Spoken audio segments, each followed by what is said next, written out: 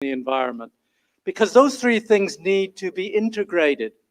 Unlike most of the people who waffle on about those topics, Simon lives them. He is a practicing civil and environmental engineer. Simon, the floor is yours. Thank you, John. Just a second while I organise myself.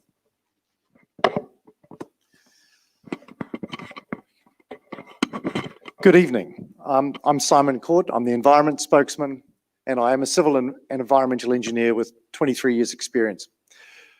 I'm the actor candidate for Te Atatū in West Auckland, but I come to speak to you tonight because the issues that you face in your community, we faced in Auckland, and soon with the rules and the new laws that this government is putting in place, all of New Zealand, no matter how remote, will face these same issues. So I've lived in West Auckland for 20 years. I developed a piece of bush land that had once been farmland in Titirangi on the shores of the Manukau Harbour. I released totara that had self-seeded, and I planted things that complemented the natural environment. And no one made me do it. I did it because I wanted to do it. I've got 3 boys at high school, and my youngest has Down syndrome, which is gives me a different perspective on the challenges that families and communities face. But in my 24 years as an engineer, I've had about 10 years leading teams as a project manager and a business unit manager, tendering, planning, designing, and constructing. And that's on roading and landfill operations and contaminated cleanup and dealing with hazardous wastes. And I've delivered these projects in New Zealand, in Auckland and Wellington mainly, and in dangerous places like Fiji, and as Brooke mentioned, even at Auckland Council for 3 years. And while I was there, I was Auckland Council's manager for their closed landfill asset portfolio. And I know you've got closed landfills and some half closed and some should be closed landfills down here, because I've seen some of them today and they're not good. In my role at Auckland Council, I was a specialist advisor to chief executives of council and of their council-controlled organisations like Panuku Development and others. And I gave them advice about land acquisition and divestment and how to develop land that was marginal or difficult, and how to manage risks in quarries and landfills and in parks and community facilities where, despite best intentions and best efforts, development had occurred that wasn't appropriate or had introduced new risks to the community. So I've seen it firsthand, the waste and the inefficiency at both central and local government levels. And primarily it's a combination of poor management and poor regulation, which give too much room to local government in particular to duck their obligations. So, you know, we've seen where planning processes and outcomes are designed to suit council rather than the landowners and the developers who deliver homes and wealth in their communities. We've seen where a lack of investment in maintenance and operations allows assets to run down until they fail, and how that lack of investment in infrastructure restricts housing supply. So this evening I'm here to tell you about a different vision for New Zealand and ideas and policy which could only come out of ACT.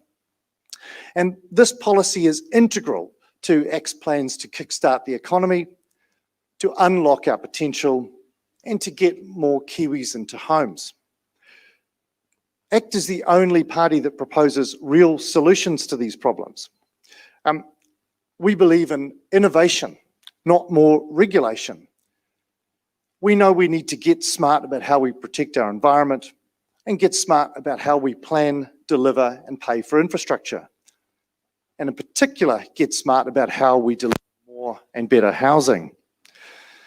So let's just have a bit of a recap. This National Policy Statement on Biodiversity. Today, I visited 2 properties in Wainui Valley and Moores Valley to see how local people care for their land. I saw fencing, planting, trapping and pest control that they have carried out under their own initiative for decades and decades, and how much they value the biodiversity on their properties. And I also heard about their plans for their future. Planting trees for investment maybe, ecotourism, horse trekking, and building homes on suitable sites on their land. I also heard how local council tried to apply planning controls onto that private land. SNA, significant natural area overlays, to designate anything showing green on an aerial photo as off limits for development. So families who had cared for their land over generations will now be penalised for their efforts. And those who slashed and cleared to get the benefit of a clear path to subdivide and develop. It doesn't sound fair to me. But the local community stood up to that bad idea, and you forced council to stop what they were doing. But guess what? The machine rolls on, because now central government, through their national policy statement on biodiversity, wants to apply the same ideas, the same policy across the country. And rather than give councils the option to use this tool, to force them to use this tool, and to force them to mark up significant natural areas according to central government's plan. Now, I've looked at the cost-benefit analysis prepared for the Ministry for Environment around this law.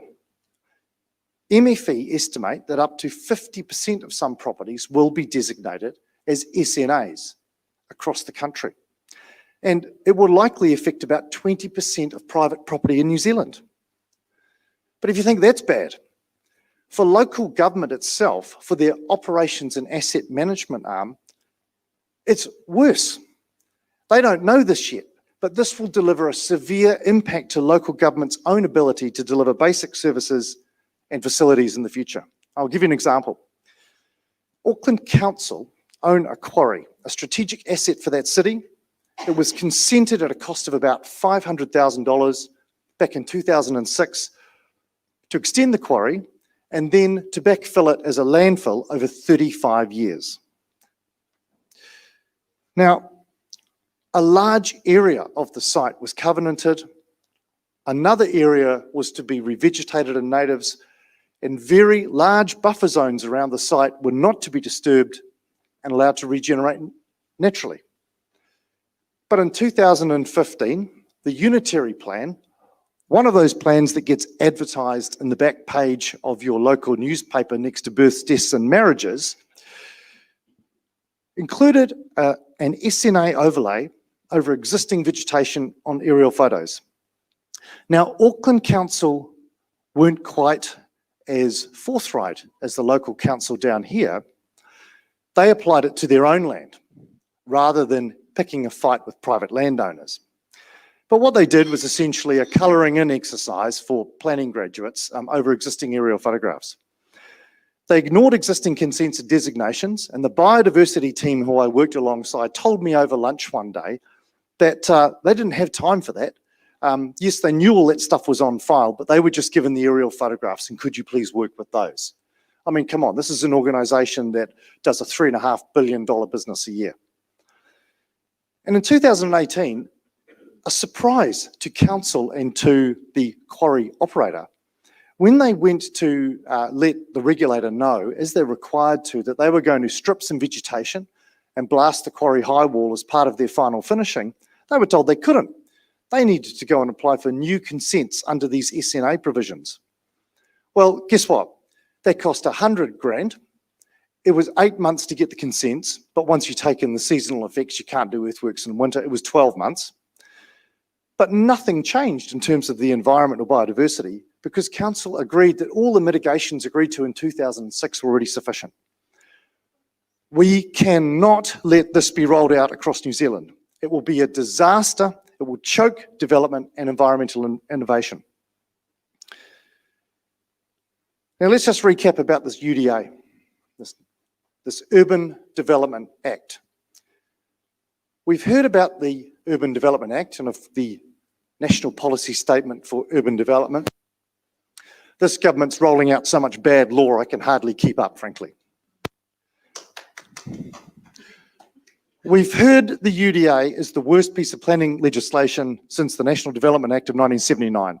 Now, I was just a small boy then, but I remember my parents and grandparents shouting at the television something about the Cromwell Gorge getting flooded. And the RMA was enacted as a reaction to the worst environmental issues to come out of our 1970s and 1980s development.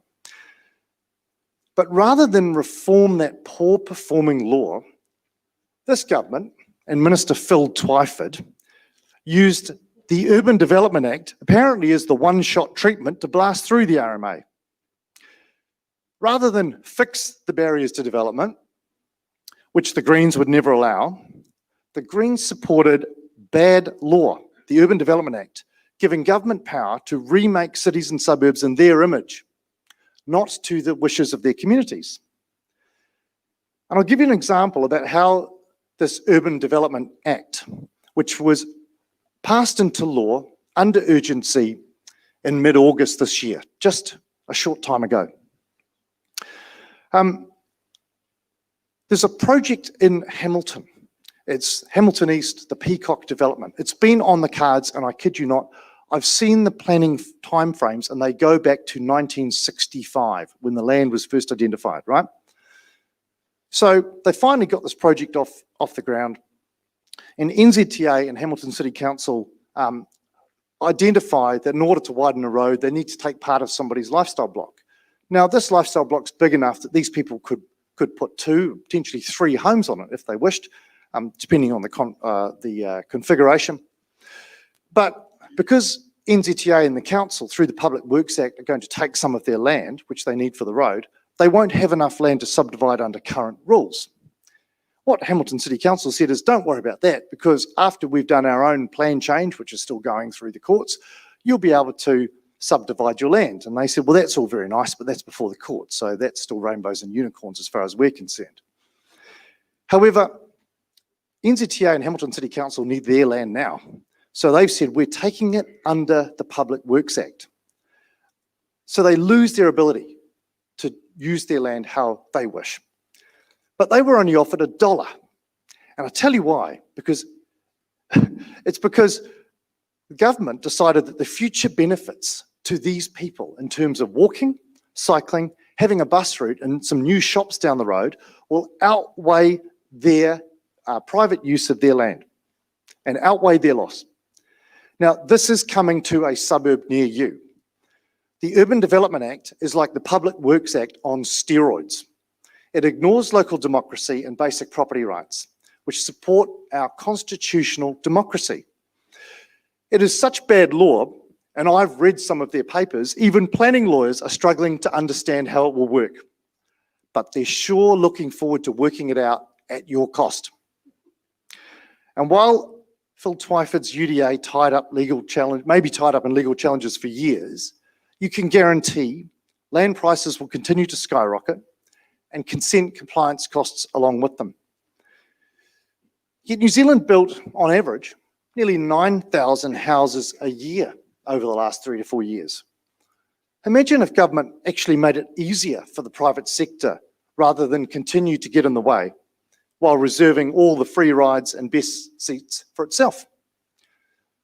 So, a bit of context. Housing costs as a percentage of income in New Zealand are some of the highest in the developed world. An entire generation of New Zealanders appear to be locked out of home ownership right now. And there are thousands more living in insecure housing, and many who have no home whatsoever. This represents a total failure of government policy for the past 20 years.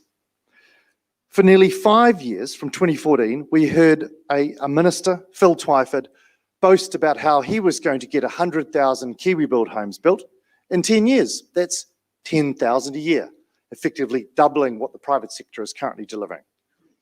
But in 2 years, he's built less than 400. But in reality, it's 0 now, because you've got to take off the 400 that Fletcher won't be building at Ihumātao in Auckland. ACT has a completely different vision for how we solve the housing crisis, kickstart the economy, and unlock our potential. ACT will replace the Resource Management Act with a real Urban Development Act, an ACT Urban Development Act. We'll allow property owners increased rights to build on their own land. We will provide a mechanism which automatically frees up land for development when land prices become too inflated, rather than when councils decide. That will unlock a supply of land banked around urban areas, and that should allow first home buyers and families to get into new, better homes. ACT will also get councils out of the building consent and inspection business and introduce mandatory private insurance for new housing.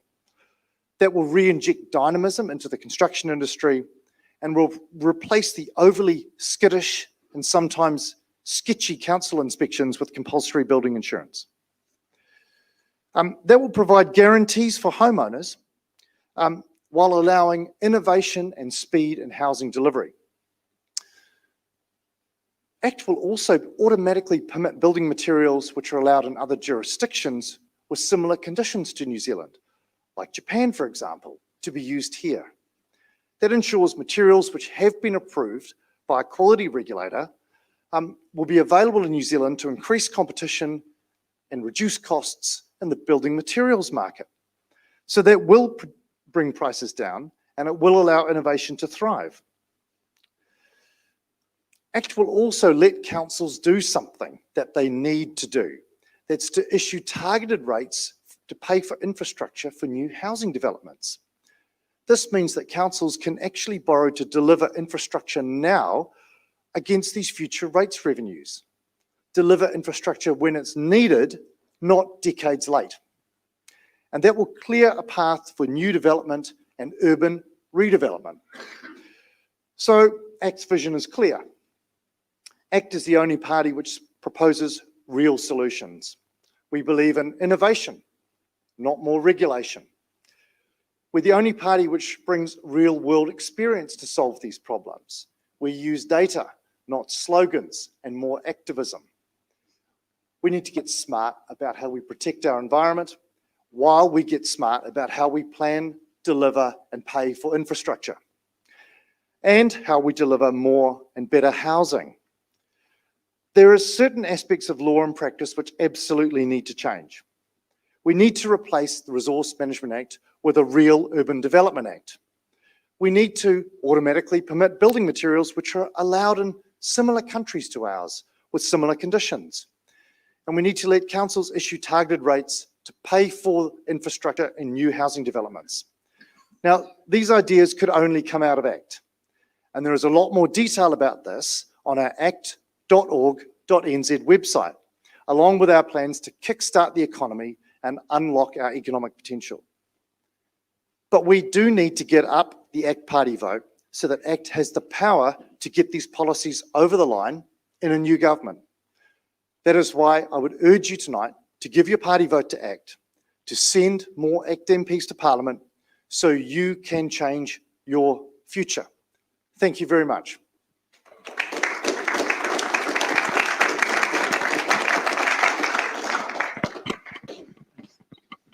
Thank you, Simon.